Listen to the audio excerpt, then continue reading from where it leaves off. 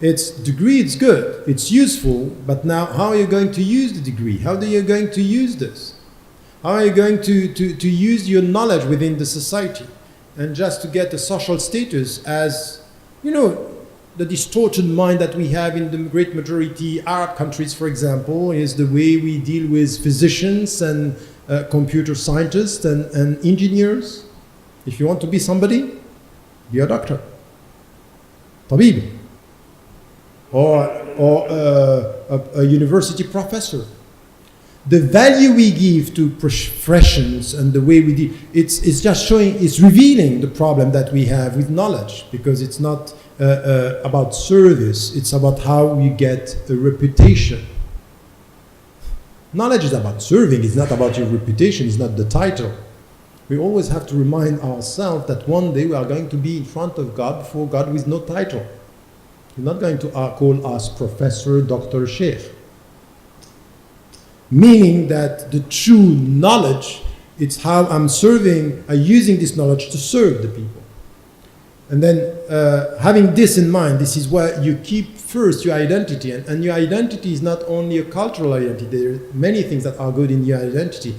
But at the end of the day, you belong to your principles. So if getting knowledge is acting against your principles, you are in danger, you are at risk. Intellectual principles, moral principles, anything which has to do with who you are as a human being. So this is something which is not easy. It's not easy. And this is where you always have to keep an intellectual critical distance. For me, the only positive intellectual attitude wherever you are is intellectual critical distance. Not going to take it all. And especially with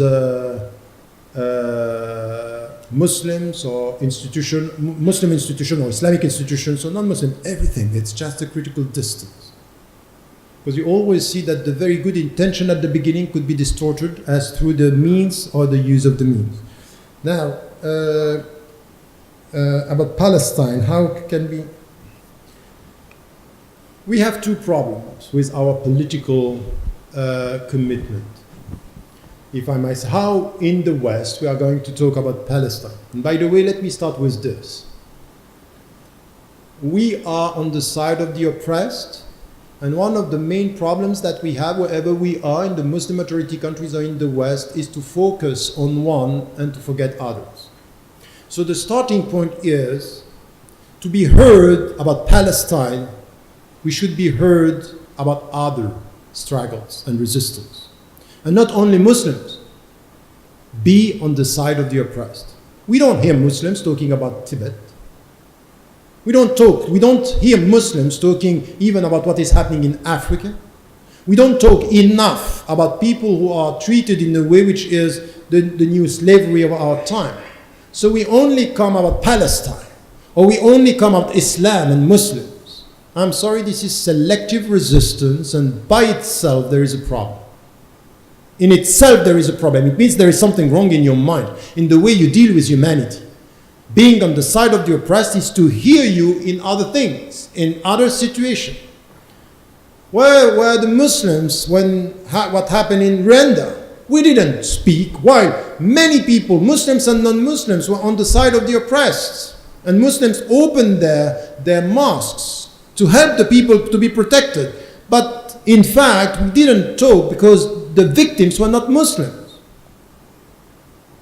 And I think that we can't carry on like this. And then we are selective in the way we deal with the Rohingyas, for example, that are now oppressed. We're considered as the people who are the more oppressed in the world. And to tell you the truth here about Burma, many people who are oppressed in Burma, the way they are treated in the neighbor country, it's unacceptable by Muslims. We are media resistant. But we are not, having this consciousness. And this is where ethics, it's important.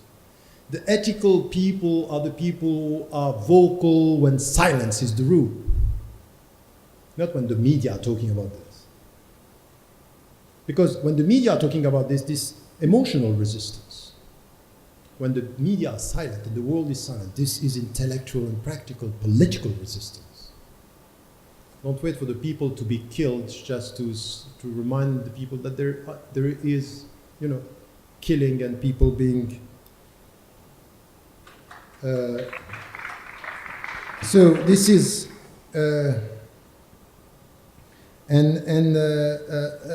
now just one point, because I took too much time on this one, but we also have to take into account in our discourse the power game and the rules. We have to be wise, and you have to prioritize in the way you talk.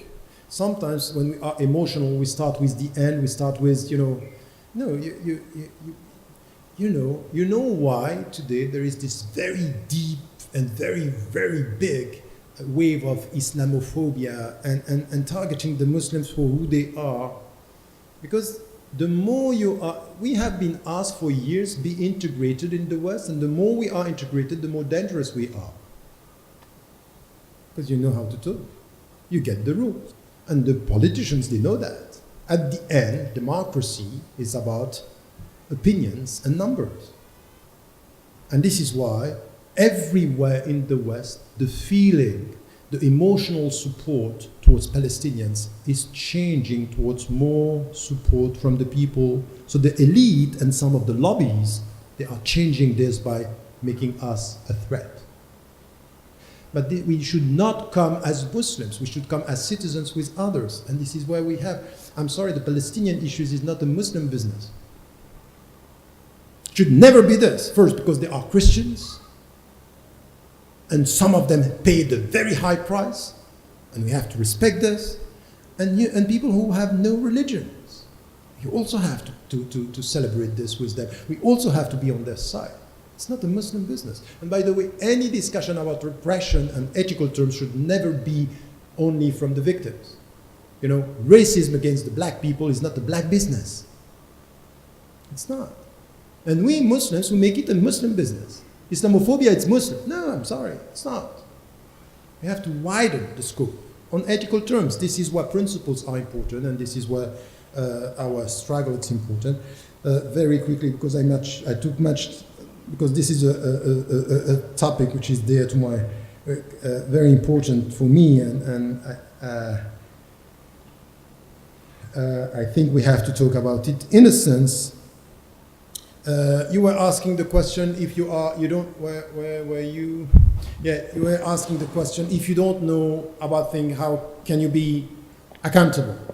That's exactly the point. You are innocent, and in Islamic terms, you start being accountable when you're reaching the age of reason. Now, about the people around who, when they don't know, they can't be accountable. But what I'm saying is that in ethical terms, when you are educated, when you are using your reason, based on this, you start, accountability starts.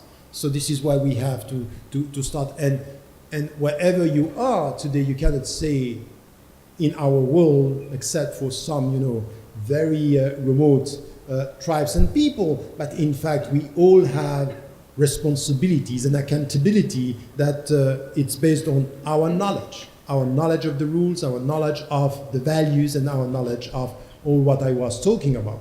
So I think that this is where we are, but not knowing means that you cannot be accountable for what you don't know.